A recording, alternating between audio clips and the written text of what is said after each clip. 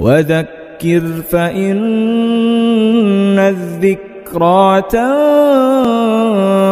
المؤمنين.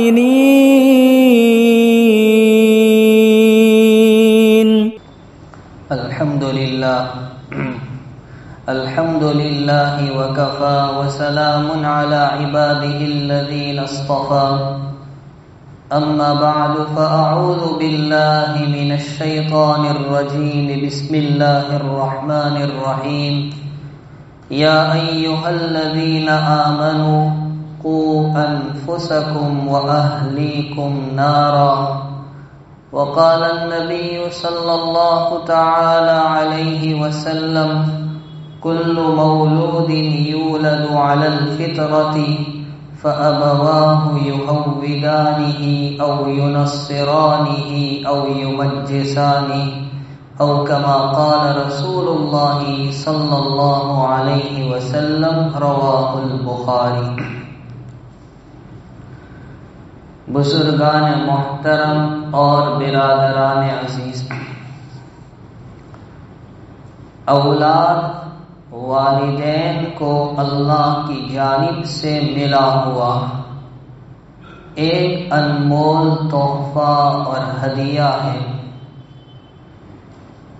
جہاں اس کو ہدیہ اور تحفہ قرار دیا، وہیں پر اسے امانت بھی قرار دیا گیا ہے. کسی بھی سماج اور معاشرے کے بناؤ اور بگاڑ دونوں میں اولاد کا کردار بڑا ہوتا ہے.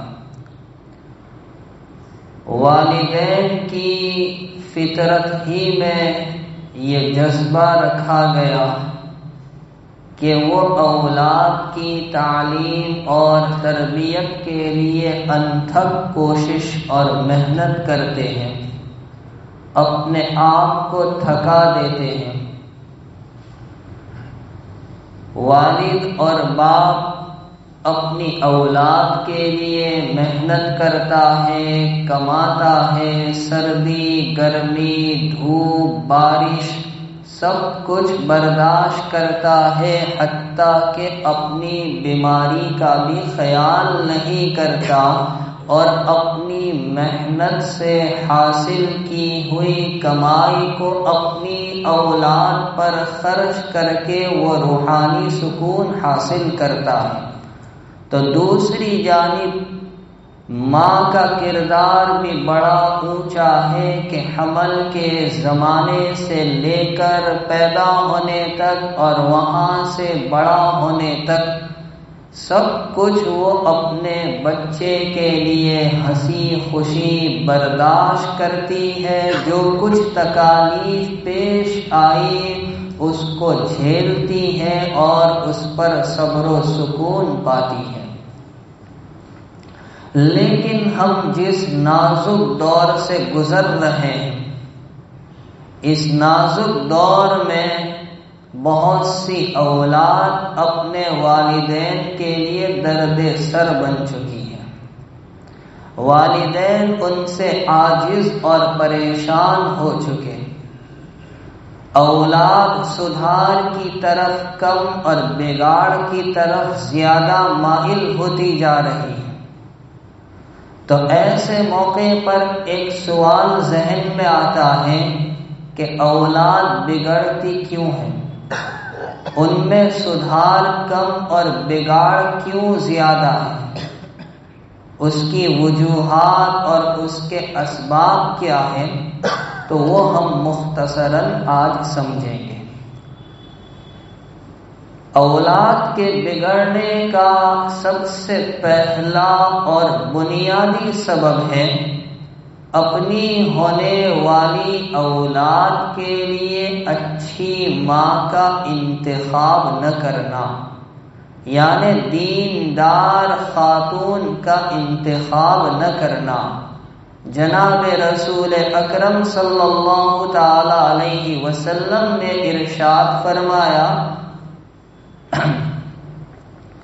کہ جب کوئی بندہ نکاح کرتا ہے تو اس کے سامنے چار باتیں پیش نظر ہوتی ہیں. تنکح المرأة لأربع لمالها ولحسبها ولجمالها ولدینها. کبھی انسان مال کو، کبھی حسب نسب کو، کبھی حسن و جمال کو، کبھی دینداری کو دیکھتا ہے. دنیا میں جتنی بھی قومیں ہیں، ہر قوم میں نکاح کا ایک معیار ہے. رئیس المحدثین حضرت عبداللہ بن مبارک رحمہ اللہ تعالی فرماتے ہیں یہود کے یہاں شادی اور نکاح کا معیار مال و دولت ہے. وہ نکاح کرتے ہیں تو مال و دولت کو سامنے رکھ کر، لہذا اگر کوئی بندہ اس کو سامنے رکھے گویا اس میں یہودیت کا اثر ہے. اور نصارہ کے یہاں نکاح کا معیار حسن و جمال ہے، خوبصورتی ہے. لہذا کوئی اگر نکاح میں صرف حسن و جمال کو دیکھتا ہے تو گویا اس میں عیسائیت کا اثر ہے. اور مشرکین کے یہاں نکاح کا معیار حسب و نسب ہے، خاندان ہے. لیکن اسلام نے نکاح کا معیار نہ مال کو بنایا، نہ جمال کو بنایا، نہ حسب و نسب کو بنایا، بلکہ دینداری کو، پرہیزگاری کو، تقوی کو بنایا ہے، تاکہ آنے والی اولاد میں اس کی دینداری کے اثرات سرایت کرے. لیکن جب کوئی بندہ دینداری کو معیار نہیں بناتا تو پھر آنے والی اولاد میں بھی دینداری کے اثرات نہیں ہوتے. اسی طرح مخصوص تعلق قائم کرنے کے وقت شریعت اسلامیہ نے جو دعا سکھلائی اس دعا کو نہ پڑھنا یہ بھی اولاد کے بگڑنے کا اور ان میں شیطانی اثرات کے آنے کا، نافرمانی کے بڑھنے کا اہم سبب ہے. امام ابو داؤد رحمۃ اللہ علیہ نے ایک روایت نقل کی ہے. نبی کریم صلی اللہ تعالی علیہ وسلم نے ارشاد فرمایا هل روی فیکم المغربون، کیا تم میں مغرب لوگ دیکھے گئے؟ حضرت عائشہ رضی اللہ عنہا اس حدیث کو نقل کرتی ہے.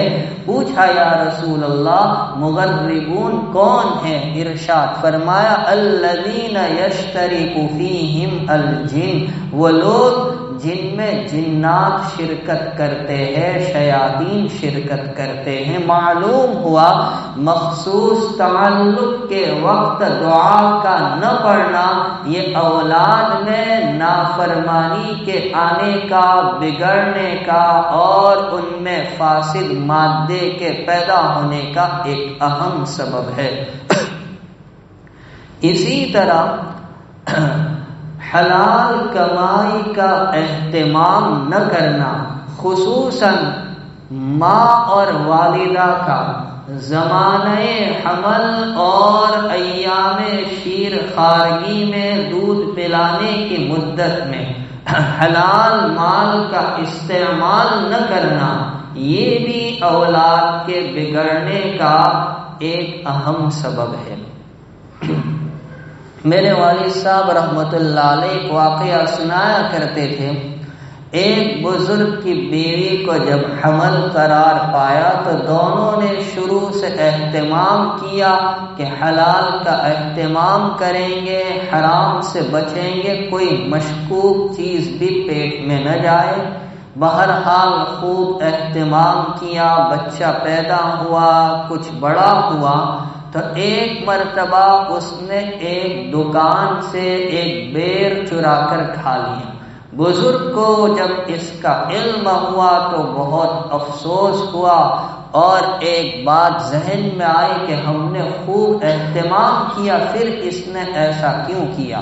گھر آئے، اپنی اہلیہ سے اس بچے کی ماں سے پوچھا تو کہا کہ ہمارے مکان کے صحن میں پڑوسی کے بیر کے درخت کی شاخ پڑتی ہے تو وہاں سے جو بیر گرے تھے میں نے کچھ اٹھا کر حمل کے زمانے میں کھا لیے تھے، ہو سکتا ہے یہ اس کا اثر ہو۔ اسی طرح ایک واقعہ لکھا ہے کہ ایک آدمی نے ایک اللہ والے کی شہرت سنی، ان کا نام سن کر اس شیخ صاحب کی ملاقات کے لیے گیا۔ جب مکان پر پہنچا تو اندر سے ایک نوجوان اکڑتا ہوا نکلا، وہ بالکل بد اخلاق معلوم ہو رہا تھا۔ اس آنے والے نے سلام کیا، اس نے سلام کا جواب تک نہیں دیا تو بڑا تعجب ہوا، لوگوں سے پوچھا یہ کون نوجوان ہے، اتنا اکڑتا ہوا نکلا، سلام کا جواب بھی نہیں دیا۔ تو لوگوں نے بتایا کہ آپ جس شیخ صاحب کی ملاقات کے لیے آئے ہو یہ انہی کا نافرمان بیٹا ہے۔ اب جب شیخ صاحب سے ملاقات ہوئی تو ان کی دینداری اور ان کے حسن اخلاق، ان کی تواضع اور ان کی عاجزی کو دیکھ کر یہ آنے والا حیران رہ گیا کہ ان کے حسن اخلاق کا یہ عالم ہے اور وہاں اس کا حال یہ ہے۔ اس سے رہا نہ گیا، شیخ صاحب سے ہی پوچھ لیا کہ آپ کے حسن اخلاق کا یہ حال اور آپ کا لڑکا ایسا بد اخلاق، بد کردار، متکبر؟ تو کہا جی ہاں وہ میرا ہی لڑکا ہے، اور داستان کچھ اس طرح ہے کہ مجھ پر کئی روز سے فاقہ تھا، تو میرے اس فاقے اور بھوک کا علم میرے ایک پڑوسی کو ہو گیا جو بادشاہ کے مقرب لوگوں میں سے تھا۔ اس نے میرے گھر کھانا بھیج دیا، پتہ نہیں کیسا مشکوک کھانا تھا، میں نے کھا لیا اور بیوی سے تعلق کا ارادہ ہوا اور اس کے نتیجے میں یہ پیدا ہوا ہے۔ تو اولاد کے بگڑنے میں ایک اہم سبب والدین کا حلال کمائی اختیار نہ کرنا بلکہ حرام کمائی کو اختیار کرنا، اس سے بھی اولاد میں بگاڑ پیدا ہوتا ہے۔ اسی طرح اپنی اولاد کو حد درجہ شفقت اور لاڑ پیار کرنا، یہ بھی اولاد کے بننے کے بجائے بگڑنے کا ایک سبب ہے۔ شریعت اسلامیہ بچوں کے ساتھ، اولاد کے ساتھ شفقت سے، پیار سے، لاڑ اور محبت سے منع نہیں کرتی، لیکن دائرے میں رہ کر۔ جناب رسول اکرم صلی اللہ تعالی علیہ وسلم کے پاس حضرت اقرا بن حابس تمیمی رضی اللہ تعالی عنہ بیٹھے تھے۔ نبی کریم صلی اللہ علیہ وسلم نے اپنے نواسے حضرت حسن بن علی رضی اللہ تعالی عنہما کا بوسہ لیا۔ انہوں نے عرض کیا پیارے آقا، آپ بچوں کا بوسہ لیتے ہیں، میرے تو 10 بچے ہیں، میں نے کبھی ان کا بوسہ نہیں لیا۔ نبی کریم صلی اللہ تعالی علیہ وسلم نے کیا فرمایا؟ من لا یرحم لا یرحم، جو رحم نہیں کرتا اس پر رحم بھی نہیں کیا جاتا۔ اسی طرح ایک روایت میں نبی کریم صلی اللہ علیہ وسلم کے پاس کچھ دیہاتی لوگ آئے، انہوں نے عرض کیا نبی علیہ السلام سے کہ آپ بچوں کا بوسہ لیتے؟ فرمایا ہاں۔ تو وہ کہنے لگے ہم تو نہیں لیتے۔ نبی علیہ السلام نے فرمایا میں کیا کروں جب اللہ تعالیٰ نے تمہارے دلوں سے رحم کو نکال دیا ہے۔ معلوم ہوا اولاد کے ساتھ شفقت سے، پیار سے، محبت سے، لاڈ سے شریعت روکتی نہیں، منع نہیں کرتی، لیکن اس کا مطلب یہ بھی نہیں کہ اولاد اگر کوئی غلط کام کرے، بری صحبتوں میں مبتلا ہو جائے تو ان کی تنبیہ نہ کی جائے، ان کو روکا ٹوکا نہ جائے۔ تو بعض مرتبہ حد درجہ شفقت اور حد درجہ پیار یہ بھی اولاد کے بگڑنے کا سبب ہے۔ اسی طرح حد درجہ سختی کرنا یہ بھی اولاد کے بگڑنے کا سبب ہے۔ وہ سمجھتا ہے کہ میرے باپ کو مار دھاڑ کے علاوہ کچھ آتا ہی نہیں، ہر بات پر ٹوکنا، تنبیہ کرنا، پٹائی کرنا۔ ہاں نبی علیہ الصلوۃ والسلام نے اس کی اجازت دی، اور حضرت معاذ بن جبل رضی اللہ تعالی عنہ کو نبی کریم صلی اللہ تعالی علیہ وسلم نے جو 10 جامع نصیحتیں فرمائی تھی، ان میں ایک نصیحت یہ بھی تھی کہ تنبیہ کے ارادے سے کبھی اپنی اولاد سے کوڑے کو نہ ہٹانا، لیکن اس کا مطلب یہ نہیں کہ ہر بات پر ان کی پٹائی کی جائے، ان کے ساتھ سختی کا معاملہ کیا جائے۔ حد درجہ سختی بھی ان کے بگاڑ کا ایک سبب ہے۔ اسی طرح اپنی اولاد میں انصاف کا، مساوات کا، برابری کا خیال نہ کرنا، ایک کو اچھی نگاہ سے دیکھنا، دوسرے کے ساتھ برے نظر سے، برے سلوک سے پیش آنا، یہ بھی اولاد کے بگاڑ کا ایک سبب ہے۔ حضرت نعمان ابن بشیر رضی اللہ تعالی عنہ کو ان کے والد نبی کریم صلی اللہ علیہ وسلم کی خدمت میں لائے اور کہا، میں نے اپنے اس بیٹے کو ایک غلام ہبہ کیا ہے۔ نبی علیہ الصلوۃ والسلام نے فرمایا، کیا تم نے اپنے دوسرے بچوں کو بھی دیا ہے؟ انہوں نے کہا کہ نہیں، دوسروں کو تو نہیں دیا ہے۔ نبی کریم صلی اللہ تعالی علیہ وسلم نے فرمایا، پھر ان سے بھی لے لو۔ معلوم ہوا اولاد کے درمیان انصاف اور مساوات کا، برابری کا خیال کرنا چاہیے۔ اگر انصاف کا، مساوات کا، برابری کا خیال نہ رکھا جائے تو یہ اولاد کے بننے کے بجائے بگڑنے کا سبب اور بگڑنے کا ذریعہ ہے۔ اسی طریقے سے اپنے گھریلو ماحول ہی کا خراب ہونا، یہ بھی اولاد کے بننے کے بجائے بگڑنے کا ذریعہ ہے۔ یہ بات بالکل کھلی اور بدیہی ہے کہ خربوزہ خربوزے کو دیکھ کر رنگ پکڑتا ہے۔ اگر ہمارا گھریلو ماحول دینداری والا نہیں، نماز اور روزے والا نہیں، قرآن کی تلاوت اور اللہ کے ذکر والا نہیں، بلکہ صبح ہوتی ہے تو شروعات گالی سے، رات ہوتی ہے تو رات کی انتہا وہ بھی گالی پر، بچے جب اٹھتے ہیں تو پہلے گالی سنتے ہیں، رات کو سوتے ہیں تو گالی کھا کر سوتے ہیں، اور گھر میں ایسی چیزیں لائی گئی کہ جو اولاد کے اخلاق کو، ان کے عقائد کو بگاڑنے والی ہے۔ ٹی وی کے سامنے ان کو بٹھا دیا گیا، مختلف سیریلوں اور کارٹونوں کے دیکھنے میں وقت کو ضائع کرتے ہیں، جو اخلاق پر بھی اثر پیدا کرے، عقائد پر بھی اثر پیدا کرے، تو یہ چیزیں بھی بچوں کے بننے کے بجائے بگڑنے کا ایک اہم ذریعہ ہے۔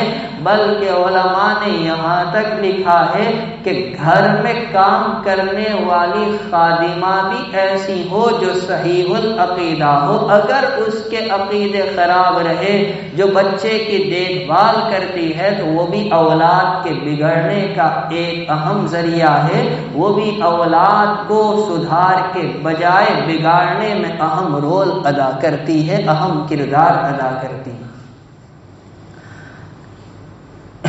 اسی طرح اپنی اولاد کے ہاتھ میں موبائل تھما دینا آج کے دور میں عجیب بات ہے۔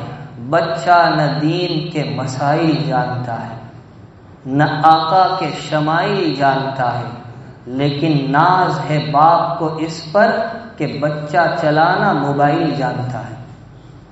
نہ اس کو دین کے مسائل معلوم، نہ نبی علیہ الصلوۃ والسلام کی سیرت و صورت کا علم، لیکن باپ کو فخر ہے کہ میرے بیٹے کو آئی فون چلانا آتا ہے، وہ کیا کرتا ہے، کیا دیکھتا ہے۔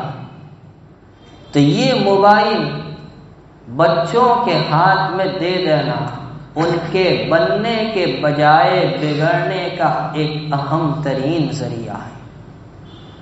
اسی طرح جب بچہ یہ دیکھتا ہے کہ گھر میں میرا باپ ہی میری ماں کے ساتھ برا سلوک کرتا ہے، یا دادا کے ساتھ، دادی کے ساتھ، چچا کے ساتھ، پھوپھی کے ساتھ، اور ہمیشہ گھر میں تناؤ، الجھنیں رہتی ہیں، جھگڑے رہتے ہیں، تو یہ بھی بننے کے بجائے بگڑنے کا سبب ہے۔ ماں کو دیکھتا ہے کہ ماں بھی باپ کے ساتھ ہر وقت بات میں لڑتی رہتی ہے، تو یہ بھی اولاد کے ذہن کے خراب ہونے میں، ان کے اندر نافرمانی کے مادہ پیدا ہونے میں ایک اہم کردار ادا کرتی ہے۔ اور اپنی اولاد کو صحیح تعلیم و تربیت سے خالی رکھنا، جو ان کی تربیت کا، ان کی تعلیم کا اصلی زمانہ ہے، اس اصلی زمانے میں ان کی صحیح تعلیم و تربیت کی فکر نہ کرنا، یہ بھی اولاد کے بگڑنے کا ایک اہم ترین ذریعہ ہے۔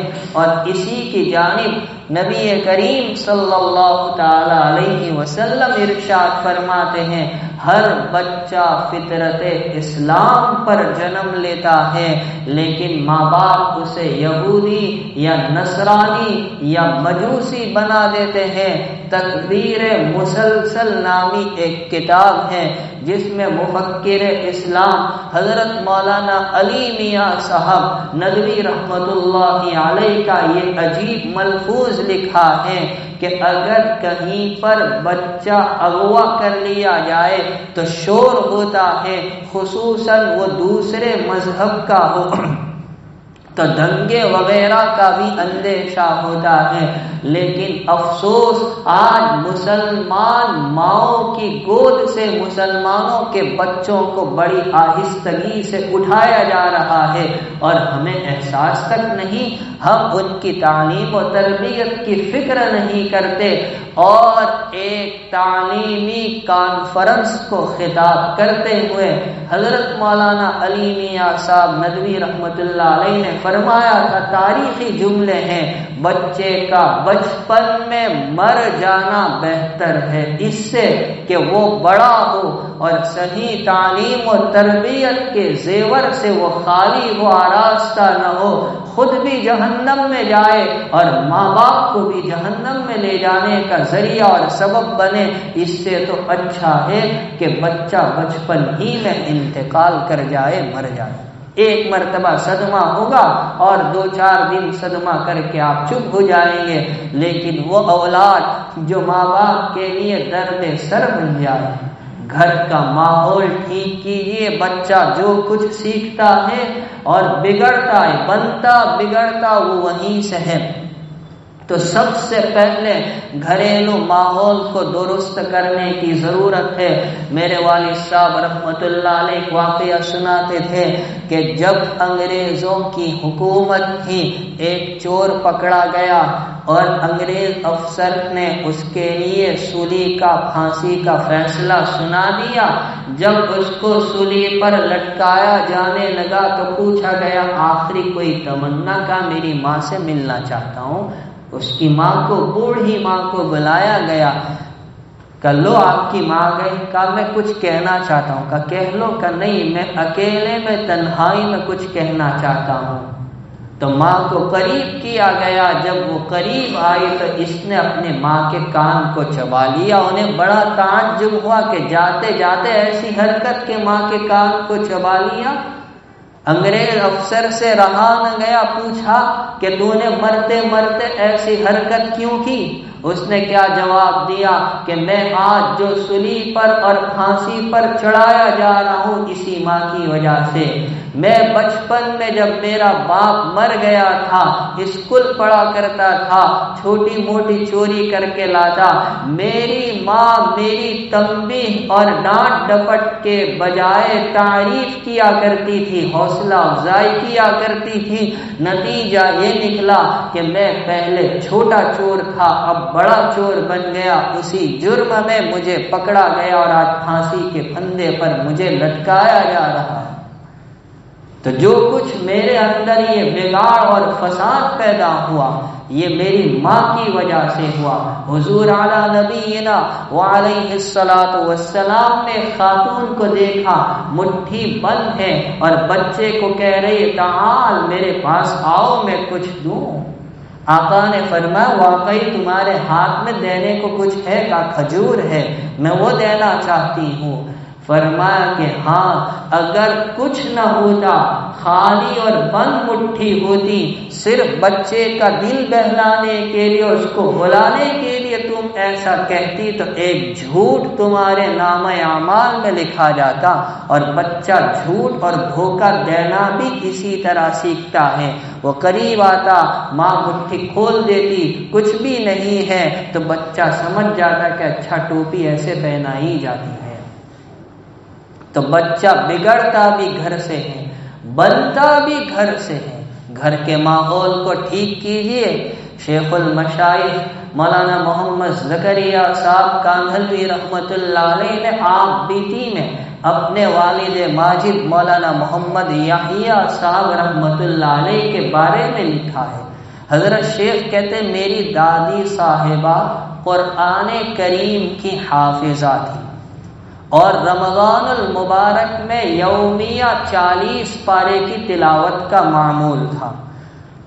جب میرے والد مولانا محمد یحییٰ صاحب رحمت اللہ علیہ پیدا ہوئے تو ایام شیر خارگی میں دودھ پینے کے زمانے میں ان کو قرآن کریم سنایا کرتی تھی، جس کا یہ اثر تھا کہ ان کے والد مولانا محمد یحییٰ صاحب رحمت اللہ علیہ نے دودھ پینے کے زمانے میں ہی پاؤ پارا قرآن حفظ کر لیا تھا اور صرف 7 سال کی عمر میں پورے قرآن کے حافظ ہو گئے تھے۔ تو یہ گھر کا ماحول ہے۔ اور صحابہ کرام میں اگر آپ ایسی تربیت کی جھلک دیکھنا چاہیں تو حضرت افرا رضی اللہ تعالی عنہ کی داستان پڑھے، جن کا پہلے نکاح حارث بن رفاعہ سے ہوا، جن سے 3 لڑکے معاذ، معوذ اور اوف ہوئے۔ دوسرا نکاح بکیر اللیثی سے ہوا، جن سے ایاس، عاقل، عامر، خالد 4 لڑکے ہوئے، کل ملا کر 7۔ اور تربیت کیسی شاندار کی ہوگی کہ یہ 7 بدری صحابی ہیں۔ اور حضرت خنسہ رضی اللہ تعالی عنہ جو ایک شاعرہ صحابیہ ہے، اور کیسا ان میں ایمانی جذبہ ہوگا کہ جب حضرت مثنی بن حارثہ رضی اللہ تعالی عنہ قادسیہ کی جانب لشکر کو لے کر روانہ ہوتے ہیں، اس لشکر میں حضرت خنسہ رضی اللہ تعالی عنہ بھی اپنے 4 لڑکوں کو لے کر شریک ہوئی، اور جنگ کی رات میں آئندہ کل جنگ ہونے والی ہے تو رات میں 4 لڑکوں کو جمع کر کے جو جوشیلی اور ایمانی اور ولولہ انگیز تقریر کی، انہیں ہم الفاظ میں بھی بیان نہیں کر سکتے۔ وہ خاتون جنت کہتی ہیں اے میرے پیارے بیٹو، تم اپنی مرضی سے یہاں آئے ہو، جبرن اور زبردستی نہیں لائے گئے ہو، اور قسم ہے اس ذات پاک کی جس کے سوا کوئی معبود برحق نہیں، جس طرح تم ایک ماں کی اولاد ہو اسی طرح تم ایک باپ کی بھی اولاد ہو۔ نہ میں نے تمہارے باپ کے ساتھ کوئی خیانت کی، نہ میں نے میرے بھائیوں کو کبھی رسوا کیا، نہ میں نے کبھی تمہارے حسب و نسب پر کوئی آنچ آنے دی، اور تم اس بات کو جانتے ہو کہ اللہ نے مشرکین کے ساتھ جنگ میں کیا شرف رکھا ہے، اور وہ آخرت جو ابدی اور دائمی اور باقی رہنے والی ہے وہ اس دنیا سے جو کہ فانی ہے بہتر ہے۔ کل کا جب سورج طلوع ہو اور میدان کارزار گرم ہو، جنگ کے شعلے بھڑک اٹھے اور وہ اپنی شباب پر ہو، تو تم دشمنوں کی فوجوں میں گھس جانا یہاں تک کہ تم شہید ہو۔ یہ ماں کی کی جوشیلی تقریر تھی، اولاد میں کیسا اثر کیا کہ اگلے دن چاروں شہید ہو گئے۔ جب ماں کو اطلاع ملی تو کوئی افسوس نہیں، خوشی کے مارے کہنے لگی اللہ کا شکر ہے اس نے مجھے شہیدوں کی ماں بنایا ہے، اور میں اس ذات سے امید کرتی ہوں کل کو وہ میرا حشر بھی انہی کے ساتھ کرے گا۔ یہ گھر کے ماحول کا، یہ تربیت کا، یہ دینی تعلیم کا اثر تھا۔ اور اب ہم اپنے معاشرے کا جائزہ لیں، ہم اپنی اولاد کے لیے، اور آج کل تو ایمان کو خراب کرنے کے کیا کیا اسباب نہیں ہیں، باطل ایک ہو چکا ہے، مختلف منصوبے ہمارے سامنے تیار ہیں، ایمان کو اور عقائد کو بگاڑا جا رہا ہے، نبی کی محبت کو، قرآن کی محبت کو، سنت رسول کی محبت کو کم کرنے اور ان کو مٹانے کی کوششیں کی جا رہی ہیں۔ ایسے ماحول میں بھی ہم اپنی اولاد کی دینی تعلیم و تربیت کی فکر نہیں کرتے، اور پھر یہی اولاد آگے چل کر ماں باپ کے لیے درد سر کا سبب بنتی ہے۔ خدا کے واسطے موقع ابھی بھی ہے، اپنی اولاد کی قدر کیجئے، ان کو صحیح تعلیم و تربیت کے زیور سے آراستہ کیجئے، جہنم کے گڑھے میں جانے سے بچا لیجئے، تاکہ کل کو رسوائی نہ ہو کہ یہ خود بھی جہنم میں جائے اور ہمیں بھی جہنم میں لے جانے کا ذریعہ بنے۔ اللہ تعالی ہمیں ان کے حقوق کی ادائیگی کا کامل اہتمام نصیب فرمائے۔ وآخر دعوانا ان الحمد للہ رب العالمین۔